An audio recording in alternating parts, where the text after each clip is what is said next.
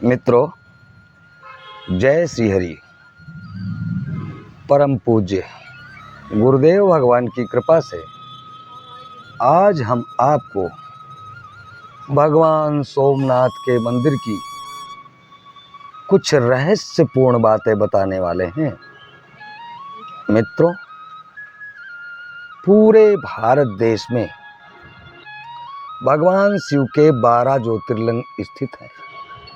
इनमें से सबसे पहला ज्योतिर्लिंग गुजरात राज्य के सौराष्ट्र नगर में अरब सागर के तट पर स्थित है। यह सोमनाथ ज्योतिर्लिंग के नाम से जाना जाता है। इस ज्योतिर्लिंग के बारे में कहा जाता है कि यह हर सृष्टि में यहाँ स्थित रहा है, यानी संसार कितनी भी बार प्रलय हो जाए परंतु यह ज्योतिर्लिंग कभी नहीं हटता। मित्रों, इस ज्योतिर्लिंग के बारे में कई ऐसी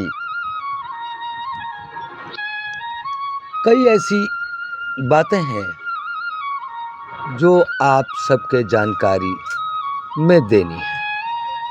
मित्रों, इस ज्योतिर्लिंग के बारे में कहा जाता है कि इस ज्योतिर्लिंग के बारे में बहुत सी बातें बहुत कम लोग जानते हैं। तो आइए सोमनाथ ज्योतिर्लिंग के दर्शन करते हुए जाने कुछ अनोखी और ख़ास बातें। सोमनाथ के वर्तमान मंदिर के दर्शन कीजिए। सोमनाथ ज्योतिर्लिंग के बारे में माना जाता है कि चंद्रमा पानी सोम को प्रजापति दक्ष ने, चंद्रमा को सोम कहते हैं, प्रजापति दक्ष इनके ससुर थे। इनको 27 लड़कियां प्रजापति दक्ष की ब्याही हुई थीं, परंतु ये रोहिणी से अधिक प्रेम करते थे। इस कारण अन्य 26 पत्नियां दुखी रहती थीं। इसकी शिकायत लड़कियों ने अपने पिता प्रजापति से की। प्रजापति ने चंद्रमा को समझाने की कोशिश की। सोम के नशे में चूर्ण चंद्र ने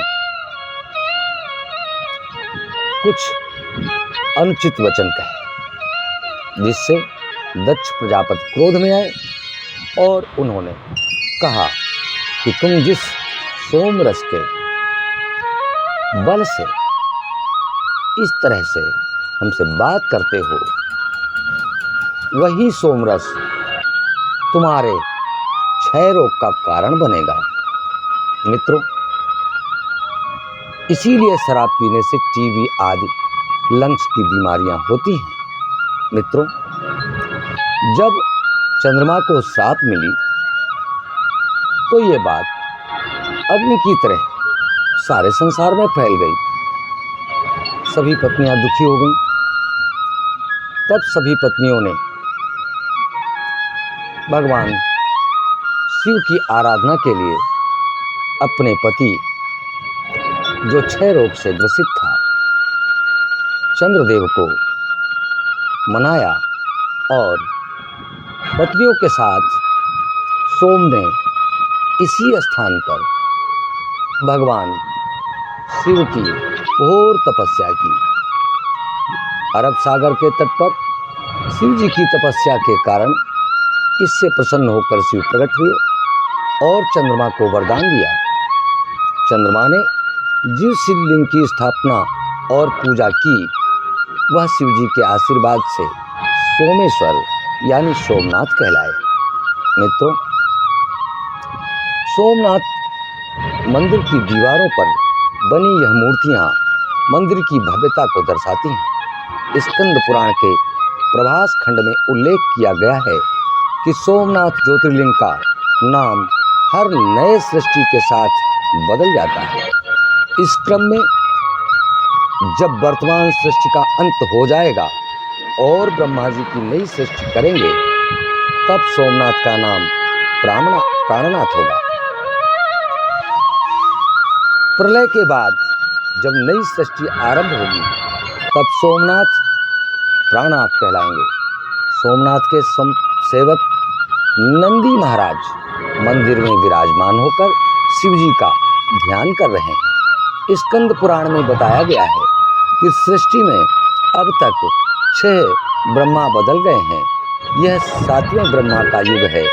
इस ब्रह्मा का नाम है सतानंद। शिव जी कहते हैं कि इस युग में मेरा नाम सोमनाथ है। बीते कल्प से पहले जो ब्रह्मा थे उनका नाम विरंच था। उस समय इस शिवलिंग का नाम मृत्युंजय था। दर्शन कीजिए। देवों के देव महादेव सोमनाथ का महादेव का कहना है कि दूसरे कल्प में ब्रह्मा जी पद्मभू नाम से जाने जाते थे। उस समय सोमनाथ ज्योतिर्लिंग का नाम कालाग्निरुद्र था। तीसरे ब्रह्मा की सृष्टि स्वयंभू नाम से हुई। उस समय सोमनाथ का नाम अमृतेश हुआ। यह है सोमनाथ का स्वर्ण द्वार। सोमनाथ मंदिर के बारे में शिव जी कहते हैं कि चौथे ब्रह्मा का नाम परमेष्ठी हुआ। उन दिनों सोमनाथ अनामय नाम से विख्यात हुए। 5वें ब्रह्मा सूर्यज्येष्ठ हुए। तब इस ज्योतिर्लिंग का नाम प्रतिभास था। 6ठे ब्रह्मा हेमगर्भ कहलाए। उनके युग में सोमनाथ भैरवनाथ कहलाए। पुराणों के बाद आइए अब जानें सोमनाथ की कुछ ऐसी बातें जो इतिहास के पन्नों में दबी हुई है। वर्तमान में सोमनाथ मंदिर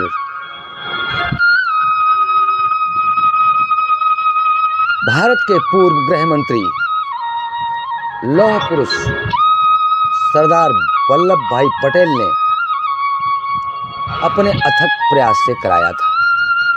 मित्रों, सोमनाथ का मंदिर अत्यंत भव्य और दर्शनीय है। मित्रों, यह एक बाण स्तंभ भी है जिसका एरो समुद्र की तरफ है, जिसके तीर का निशान समुद्र की तरफ है। इस खंभ का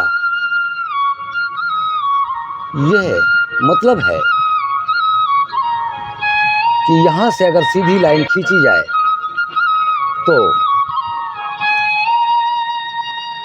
दक्षिणी ध्रुव तक ना तो कोई पहाड़ और ना ही कोई देश पड़ते हैं। ठीक बीचों बीच से रास्ता दक्षिणी ध्रुव तक जाता है। इसीलिए इसे बाण स्तंभ कहते हैं। मित्रों, सोमनाथ मंदिर के बारे में ऐसी मान्यता भी है कि चंद्रदेव ने इस मंदिर का निर्माण सोने से करवाया था। रवि ने चांदी से, इसके बाद श्री कृष्ण ने काष्ठ से इस मंदिर का निर्माण कराया। पहली बार पत्थरों से सोमनाथ मंदिर का निर्माण राजा भीमदेव ने कराया था। मित्रों, सोमनाथ मंदिर धरा का वरदान है। यहाँ के दर्शन मात्र से किस्मत के ताले खुल जाते हैं। मित्रों, आइए हम सोमनाथ के दर्शन करें। जो पवित्र पुस्तक शिव पुराण के अनुसार चंद्रदेव ने यहाँ राजा दक्ष प्रत की श्राप से मुक्ति पाने के लिए भगवान शिव की तपस्या की थी। चंद्र मन का कारक है। सोमनाथ का दर्शन करने से मन शांत और संतुष्ट होता है। मित्रों, इस तरह से हमने आपको भगवान शिव के प्रथम ज्योतिर्लिंग सोमनाथ मंदिर के बारे में जानकारी दी। आप संतुष्ट हों, प्रसन्न हों, आपका कल्याण हो, इस कारण सावन में हमने यह वीडियो आप तक पहुंचाया है। 10 टन वजन कलश है मंदिर के ऊपर। जब आप मंदिर के अंदर जाएंगे तो आपको मंदिर के ऊपर एक कलश रखा दिखाई देगा। इस कलश का वजन करीब 10 टन है। यहाँ लहरा रहे ध्वजा की ऊंचाई 27 फीट है और अगर इसकी परिधि की बात करें तो 1 फीट बताई जाती है। मंदिर के अंदर आते ही आपको चारों ओर विशाल आंगन दिखाई देगा। मंदिर को 3 भागों में विभाजित किया गया है। मित्रों, इस ज्योतिर्लिंग में भगवान शिव के साक्षात दर्शन होते हैं।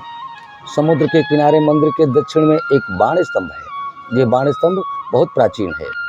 इसकी जानकारी किसी के पास नहीं है कि इसे कब बनाया गया था, लेकिन इतिहास की गहराइयों में जाने से 6वीं शताब्दी का बाण स्तंभ का उल्लेख इतिहास में मिलता है। इसके जानकार बताते हैं कि यह बाण स्तंभ एक दिशा दर्शक स्तंभ है, जिसके ऊपरी सिरे पर एक तीर बाण बनाया गया है, जिसका मुंह समुद्र की ओर है। इस बाण स्तंभ पर लिखा है कि असमुद्रांत दक्षिण ध्रुव पर्यत अबाधित ज्योतिर्मार्ग। इसका मतलब है मित्रों, सोमनाथ मंदिर से और दक्षिणी ध्रुव तक कोई पहाड़ या कोई धरती नहीं है, ऐसा इसका कहना है इस बाण स्तंभ का। तो मित्रों, हमने आपको भगवान सोमनाथ के मंदिर की संपूर्ण जानकारी सावन में दी। भगवान भोलेनाथ आपकी मनोकामनाएं पूर्ण करें। इसी के साथ 12 ज्योतिर्लिंग को प्रणाम करके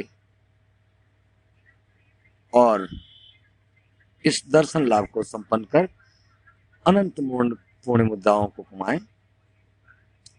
ओम सौराष्ट्रे सोमनाथम जय श्रीशैले मल्लिकार्जुनम उज्जैन्यां महाकालम ओंकारम अमरेश्वरम केदारम हिमोत्तिष्ठे डाकिन्यां भीमशंकरम बाणारस्यां च विश्वेशम त्र्यंबकम गौतमी तटे वैद्यनाथम चिता भूमो नागेशम दारुकावने श्वेतवंच रामेशम घुस्मेशम च शिवालय। ओम नमः शिवाय। बोलो सोमनाथ भगवान की जय। बोलो चंद्रदेव भगवान की जय। जय श्री हरि। वंदे मातरम। धन्यवाद।